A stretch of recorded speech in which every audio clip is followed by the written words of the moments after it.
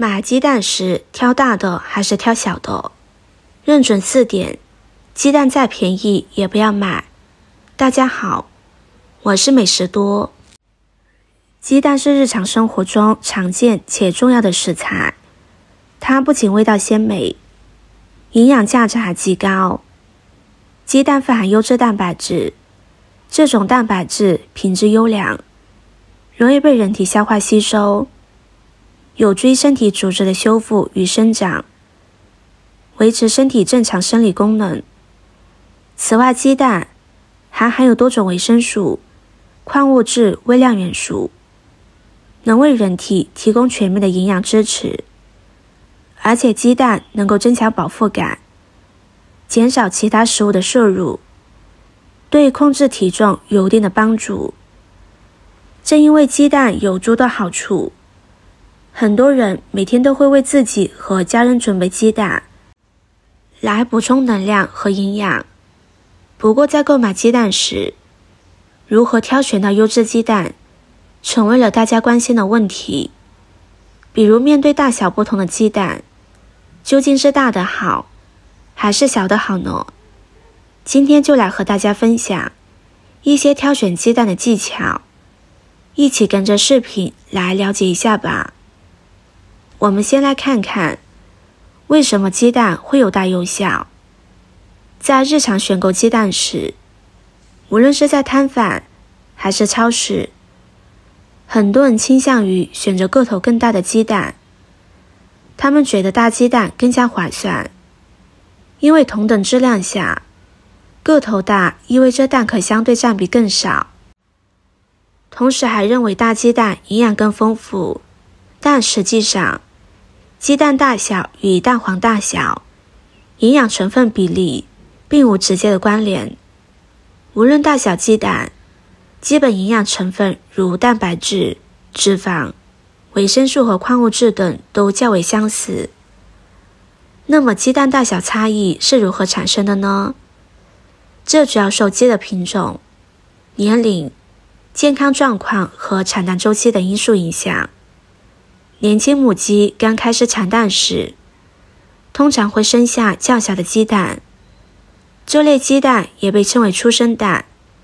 随着母鸡年龄增长，生殖系统逐渐发育完善，产的蛋会慢慢变大。一般来说，大母鸡产大鸡蛋，小母鸡产小鸡蛋。小母鸡更为年轻，抵抗力也相对较好，相比老母鸡产的蛋，小母鸡产的蛋品质相对较佳。此外，部分品种的鸡即便成年，个头仍然小，产的蛋也一直偏小。夏季温度高，母鸡食欲差，摄入营养不足，产的蛋个头也会偏小。散养土鸡运动量大，所以食物摄入多，蛋消耗也大，产的蛋通常也比较小。其次，不管是大蛋、小蛋、洋鸡蛋、土鸡蛋，它们的营养是一样的。在购买的时候，只要新鲜就好，其他的不要纠结。下面就给大家分享4个挑选鸡蛋的技巧，学会之后，就可以轻松挑选到优质新鲜的鸡蛋。1. 看外观。在选购鸡蛋的时候，我们首先就要避免购买那种表面有裂痕的。虽然有些鸡蛋只是蛋壳裂了一点，里面的蛋白并没有流出来，但鸡蛋的表面有了裂痕，空气中以及蛋壳表面的一些细菌、微生物之类的，就会从裂缝中侵入鸡蛋的内部，对鸡蛋造成污染。因此，表面有了裂痕的鸡蛋，就算再便宜，我们也不要选购。2. 掂重量。用手轻轻拿起鸡蛋，感受它的重量。可以同时拿起2个鸡蛋，分别放在2只手上进行对比，感觉哪一个更重一些。多比较几个鸡蛋，把明显感觉轻的鸡蛋筛选出来。一般来说，新鲜鸡蛋的水分散失较少，气势较小，内部物质饱满，所以相对较重，而存放时间较长的鸡蛋，由于水分通过蛋壳上的气孔慢慢蒸发，气室会逐渐增大，鸡蛋的整体重量就会变轻。此外，如果鸡蛋内部有变质情况，如出现散黄、发霉等，也可能导致重量异常。3. 摸表面。刚下的新鲜鸡蛋，它的表面会有呈粉状的白霜，我们用手轻轻触摸，还会感觉有点粗糙，不是很光滑。而那种表面摸起来非常光滑的鸡蛋，就说明放置的时间比较久，已经没有那么新鲜了。此外，如果看到鸡蛋表面有斑点或血迹的，说明这个鸡蛋是生病的迹象的，这样的鸡蛋我们也不要购买了。4. 摇晃听声音。我们都知道，新鲜的鸡蛋，它的蛋黄是很紧致的，而鸡蛋一旦变质后，蛋黄就会散开化水。其实想要辨别鸡蛋是否变质散黄，我们就可以通过摇晃听声音来辨别。方法很简单，我们只需要将鸡蛋放在耳边摇晃一下，如果在摇晃的过程中没有任何声响，就说明这个鸡蛋的蛋黄还是完好的。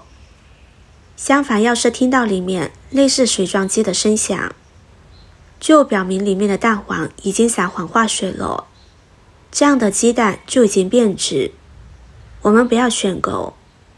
学会了以上4个挑选鸡蛋的小技巧，以后你就可以轻松买到新鲜的鸡蛋。现在天气一天比一天炎热，鸡蛋在屋里放着很容易坏，那到底应该怎么存放鸡蛋呢？第一，保存鸡蛋前不要清洗，鸡蛋比较脏，很多朋友都会将鸡蛋清洗之后再保存，其实这样是错误的。鸡蛋外表有层水溶性的保护膜，清洗之后，保护膜很容易被破坏掉，这样细菌很容易侵入到鸡蛋内部，导致鸡蛋变软。如果觉得鸡蛋比较脏的话，可以将鸡蛋表面稍微擦一下即可。2. 鸡蛋按大头在上摆放。